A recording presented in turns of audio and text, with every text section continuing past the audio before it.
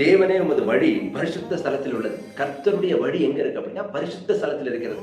ஆண்டவர் ஒரு மனுஷனுடைய வாழ்க்கையில அற்புதங்களை செய்ய, அதிசயங்களை செய்ய தயாராக இருக்கிறார். ஆனா அவர் வருகிற வழி எப்படி இருக்கணும் அப்படின்னா பரிசுத்தமா இருக்கணும். ஒரு மனுஷனுடைய வழி, அவனுடைய இருதயம் பரிசுத்தமாக இருக்கும் பொழுது தேவன் அவனுடைய வாழ்க்கையில வந்து அற்புதங்களை செய்ய முடியும். எனக்கு பிரியமானவர்களே, அதனாலதான் யோசுவா இஸ்ரவேல் ஜனங்களை பார்த்து சொல்கிறார், நீங்க உங்களை பரிசுத்தப்படுத்திக் கொள்ளுங்கள், நாளைக்கு கர்த்தர் உங்களுடைய நடுவிலே அற்புதங்களை செய்ய போகிறார், அதிசயங்களை செய்ய போகிறார். இப்ப ஆண்டவர் அற்புதம் செய்ய தயாராக இருக்கிறார், ஆண்டவர் அதிசயங்களை செய்ய தயாராக இருக்கிறார். நம்முடைய இருதயம், நம்முடைய வாழ்க்கை அதற்காக நம்முடைய இருதயத்தை துறந்து கொடுக்கும் பொழுது கர்த்தர் நம்முடைய வாழ்க்கையில் அற்புதங்களை செய்ய முடியும்.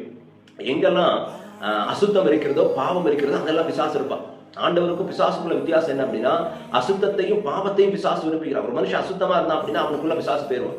ஒரு இடத்துல பரிசுத்தமாக இருக்கும்போது ஆண்டவர் அங்க இருப்பார். இதுதான் ஆண்டவருக்கும் பிசாசுக்குள்ள வித்தியாசம். இன்றைக்கு தேவன் நம்முடைய வாழ்க்கையில் அற்புதங்களை செய்ய தயாராக இருக்கிறார். நம்முடைய இருதயம், நம்முடைய சிந்தையும் பரிசுத்தத்துக்காக நம்ம ஒப்புக் கொடுக்கும் போது நம்முடைய வாழ்க்கையை அவர் ஆசீர்வதித்து நன்மையினால் திருப்தியாக்க வல்லவராக இருக்கிறார். இன்றைக்கு நீங்க ஆண்டவர்கிட்ட ஒன்றே கேட்கணும், ஆண்டவரே என் வாழ்க்கையை பரிசுத்தப்படுத்துங்க, என் எண்ணங்களை பரிசுத்தப்படுத்துங்க, நீங்க என்னுடைய வாழ்க்கையில வந்து அற்புதங்களை செய்யுங்க. நீங்க ஆண்டவருடைய சமூகத்துல கேட்கும் பொழுது இதுவரைக்கும் இருந்த தடைகள் மாறும். ஏன்னா ஒரே இடத்துல ஆண்டவரும் பிசாசு இருக்க முடியாது. ஒரு மனுஷன் பாவியாக இருக்கும் பொழுதும் பாவத்தில் இருக்கும்போது அந்த இடத்துல பிசாசு தான் இருக்க முடியும். ஒரு மனுஷன் பரிசுத்தத்துல வரும்பொழுது அந்த இடத்துல ஆண்டவர் வந்துருவார். ஆண்டவர் வந்து அற்புதங்களை செய்ய முடியும். பாருங்க, ஆண்டவர் ஒரு மனுஷனுடைய வாழ்க்கையில வந்துட்டாருனாலே அற்புதம், அதிசயம் தான். இன்னைக்கு நம்முடைய இருதயத்தை ஆண்டவருக்கு ஒப்புக் கொடுப்போம். ஆண்டவரை என்னை பரிசுத்தப்படுத்துங்கன்னு கேட்போம்.